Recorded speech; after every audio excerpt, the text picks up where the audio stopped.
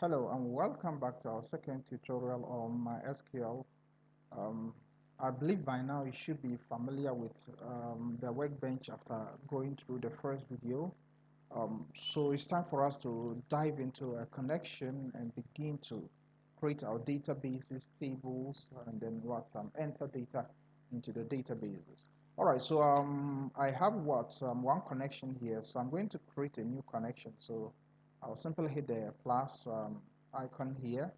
Then I'll call this connection DB L300. Let me make it DBL300. Okay, so I'll hit OK here. So we have our new connection here. So let's dive into that connection. Normally they will ask you for a password, but what you can do is to save it to Vault after you enter the password for the first time. So that's what I'm going to do. And subsequently, if I'm entering any of these connections, they wouldn't require a password. So for beginners, I mean, it's best to yeah, save your password to Vault. Yeah. Okay, so we are now in the SQL editor, yeah, the Workbench editor. All right. And the configuration is already done, so I don't have to do anything about the configuration of the interface. Okay, then in my navigator pane, we have the Sakila and World databases. These are default databases that are installed during your time of installation. Okay,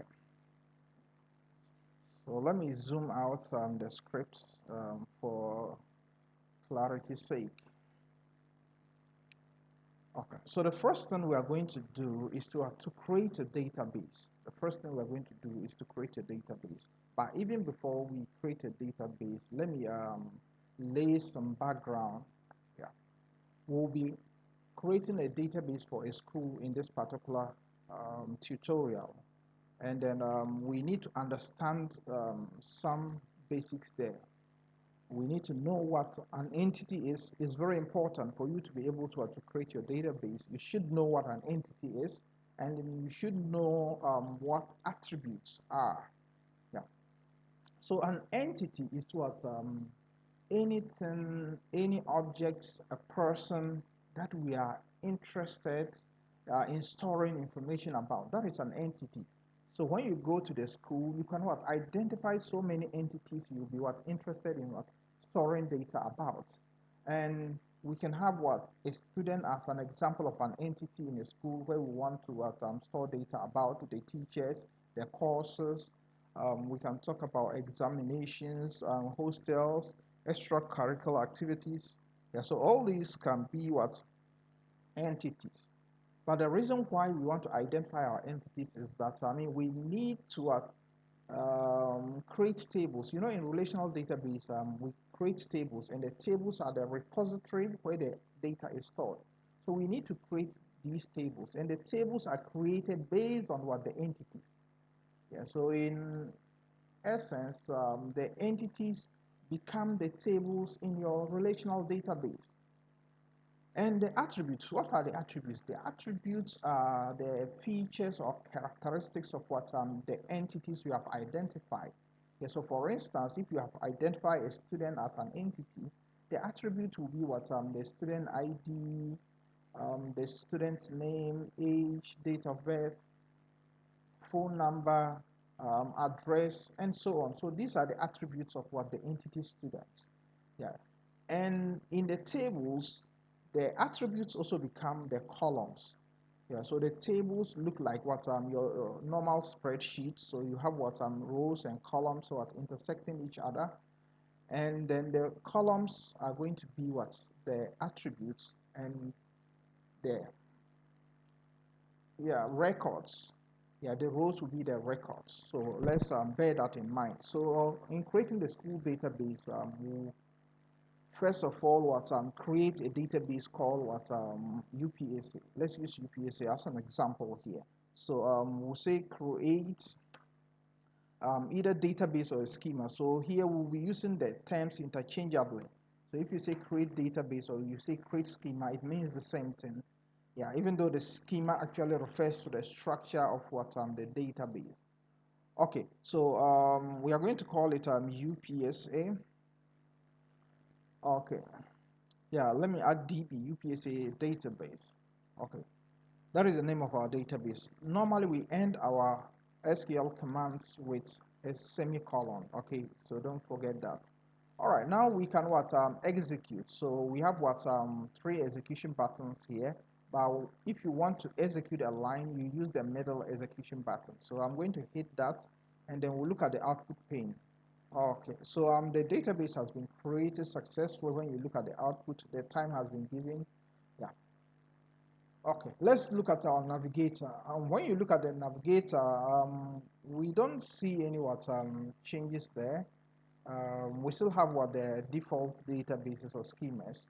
So we'll need to refresh the navigator to be able to see our UPSA DB. Okay, let me refresh that. All right, so you can see that the UPSA DB has appeared.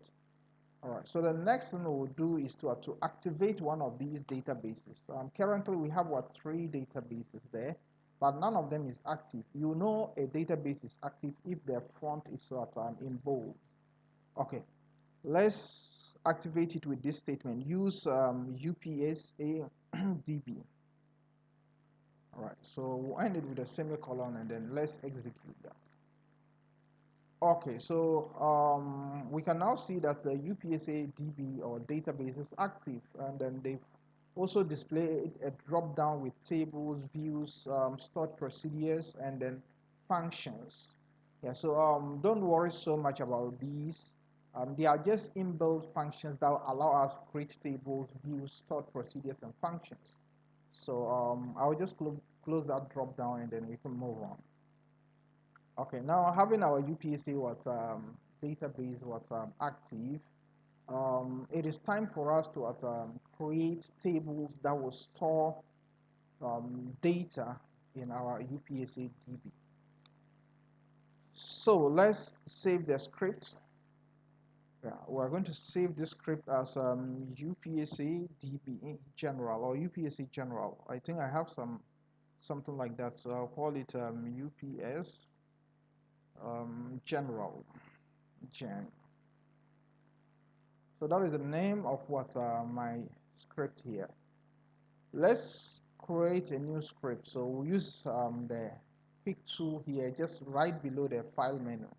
And then we have what a new script. So we are going to name this script as tables, or let's call it profile, because we'll be storing the student profile information. So that will be the first table we'll create, the student profile table. Okay, so to create our table, the general syntax is that you use the create table keyword here. So create table, let's go create table. All right, let me zoom it out a bit. Okay, create table. Now you bring the name of the table you want to create. I want to create a table that will store student personal information. So I can call it student profile.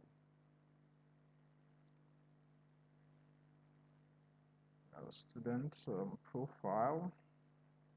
All right, then the next thing you do is to add your attributes or columns in the table, and then to do that you put them in in brackets, so they should be enclosed in a bracket. So you can open and close brackets, and then you put your semicolon so that you don't forget. So we'll now enter the brackets and then push it down a bit, and then we'll begin to add our attributes or columns for that matter. So the first column we'll add will be the student ID. All right, so let's have student ID, and we'll have to define or declare the data type. All right, so we'll be using the data definition language terminologies to do that. So we'll define the data type. So I will say let's use character here. So as we go along, we'll be learning these data types by using them. That's what I want us to do. Okay. So I'm using a character data type here, and the reason why we use a character data type is that when we have a fixed length data, When we have a fixed length data, we use what a character data type. And also, it shouldn't be what number. It shouldn't be what numbers for arithmetic purposes. Yeah. So if it is numbers for arithmetic purposes, you can use what character. Yeah, but character will accept numbers that are not what going to be used for computation. So you can, yeah, take note of that. Okay, so the character data type will what work here because the student ID is of fixed length for what all students. You all have what an ID with a size of what 8 digits. So what indicate the size as 8. Okay. Then also in relational database, it is also important for us to ensure that we have what unique records. And to ensure unique records, we use what we call the primary key. So the primary key will be a field that will allow you to uniquely what identify your records. And when you look at all the fields will be what entering for the student ID is one of the fields that will uniquely what identify all students, even better than your names. Because I mean we can't use your names because some people may have the same name. That is possible. Yeah. So we will see the student ID as a unique field, and then we can make it the primary key field.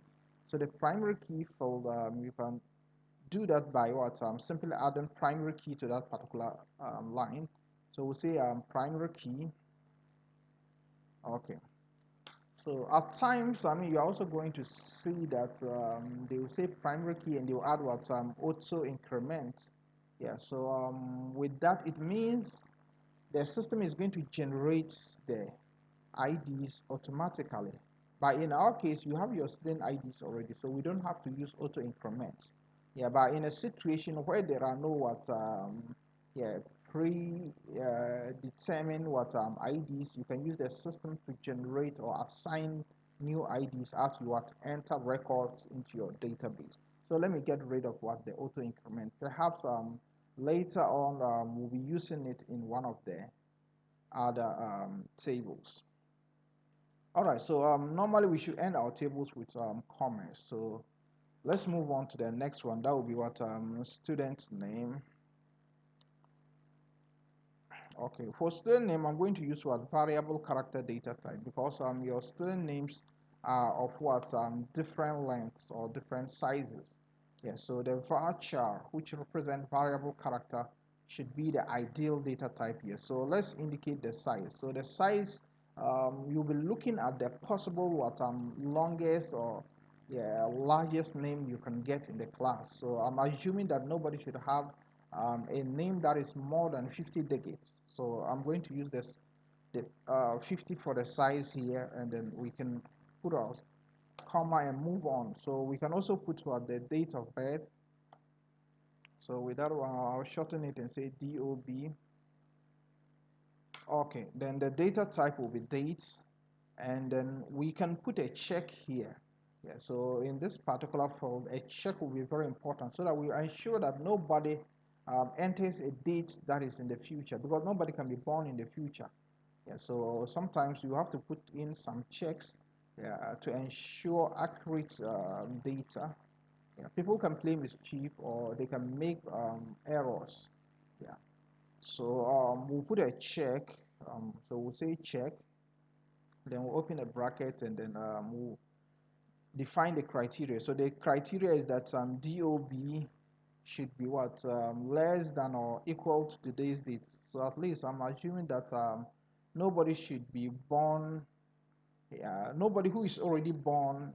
Yeah, yeah, shouldn't have a date of birth that is beyond today. Yeah. So we are going to use the today's date 21st. Okay, 11, and then what am I doing? And today is 22nd, so 22nd. But I should remember to put this in quotes as well. And just the date. Only the date should be in quotes. Okay, so I can close the bracket here, put my comma, and go to the next line. So the next thing we will add will be what the phone yeah, or the phone number. So let's get that. So with the phone number, you can use numeric, you can use integer, um, yeah, you can use numeric, you can use integer, and then you can use character. And I would like to use what character because we are not going to compute our phone numbers, and then the phone numbers are always of what the same size. So the Guinean phone numbers are 10 digits. So let's use 10 here as a size. So let's go to the next folder. We'll just add address. So with the address, you can use what varchar, or you can use some text. So I'm going to use some text here. But varchar would have even been more appropriate because varchar will allow you to define the size. If you are using text, you don't have to define the size of text. But varchar, let me see, the capacity of what the varchar data type is what is more than what the text data type. Yeah, but the varchar, the advantage is that you can define any size you want to allow. Yeah, but the text you cannot define the size you want to allow. Yeah, but nonetheless, I'll still use text here because it will work as well. And also, I'm using varchar a lot, so I would like to vary that so that you can know that we can use what other data types. Okay, so let me see what else should I add, or let's leave it here for now, and then we can run our table. So at the moment there are no syntax issues, and then let's execute it and see what happens. But you can also see that from line 1 to line 6, they've indicated a line. So that is to tell you that this whole code we are seeing here could have been in one line. The whole command could have been in one line.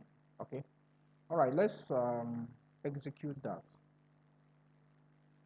Okay, so I think it is successful. Let me raise it here. So our table has been created successfully. Let's get back to our general script and we can look at the description of the table. So the structure. So when you want to see the structure, you use describe. Okay, describe, you bring the table name, which is student profile.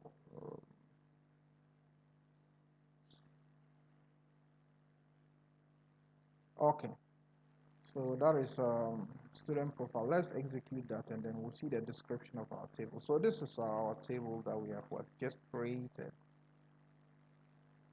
Okay, so looking at the table, the fields have been indicated here. We have what student ID, student name, date of birth, phone number, and then what address.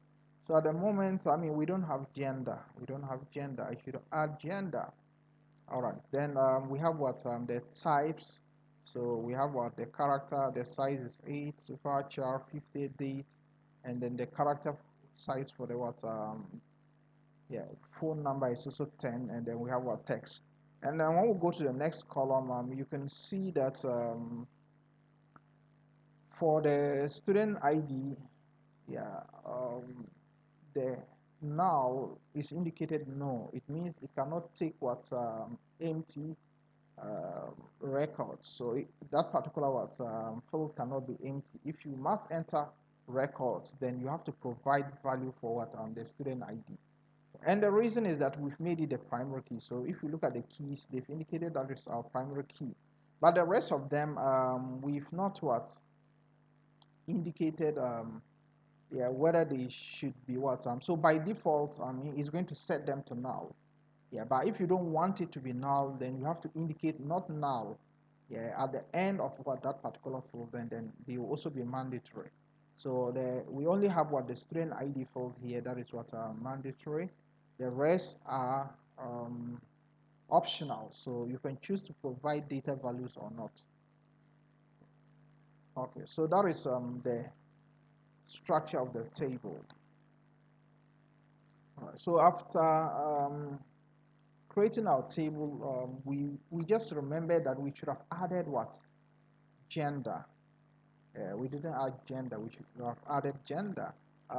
So there are two ways to do this. The first, you can delete, or to delete the table, we say you can drop the table and then make the modification and get back to run the table again. But you can also alter the table. So you can alter the table outside with another command. So here we are going to learn to use the alter command here. So I'll say alter. Let's say alter. Okay, then we'll say alter, then you bring the name of the table. So alter student profile.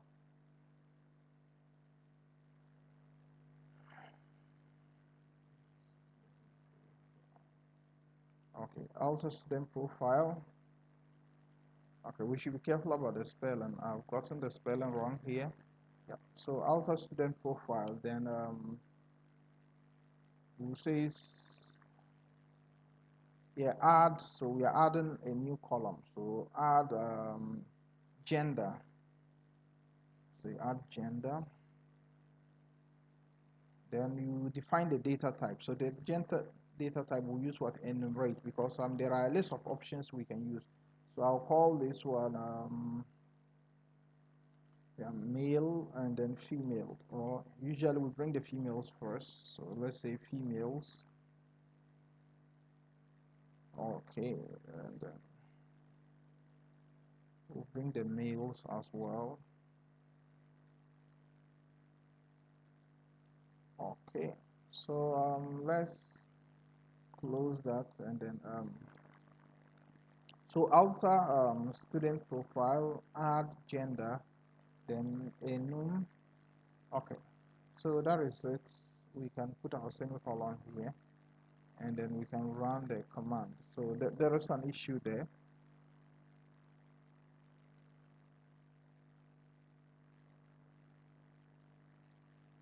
Okay, so alter student profile. Okay, the name is right. Then let's see. Let me click here and see what the error is about. Okay, so alter. Yeah, alter the table. So we're altering the table here. Then add gender. The data type is enum. Okay, so I think we have to add alter table. So the word table should come before the table name. So you can see that it's okay now. So alter table student profile, add gender. Gender is a column we are adding, and the data type is enum, and then we bring the list there. So let's execute that, and then we can proceed. Okay, so there is, oh, I have selected, you see, I highlighted some other things, so that was what created the error. Let's execute it once more. Okay, so all right, so it's going to work all right now. So we are done with the alteration of the table. So now we can go and look at um, the structure of the table once more. Let's go to the general script, and then we'll rerun our description. Okay, so this time you can see that we have a new column added that is called gender, and then the enum data type is also indicated. All right, so let's say we want to add one more folder we've forgotten about, so I can add that below here. Oh, what is happening? My mouse is beginning to misbehave. All right, so let's use alter table. Then we'll bring the name of the table, student profile.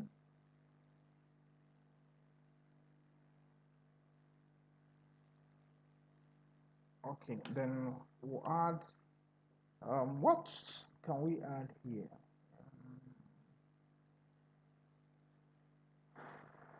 We can add program, or yeah, we can add program.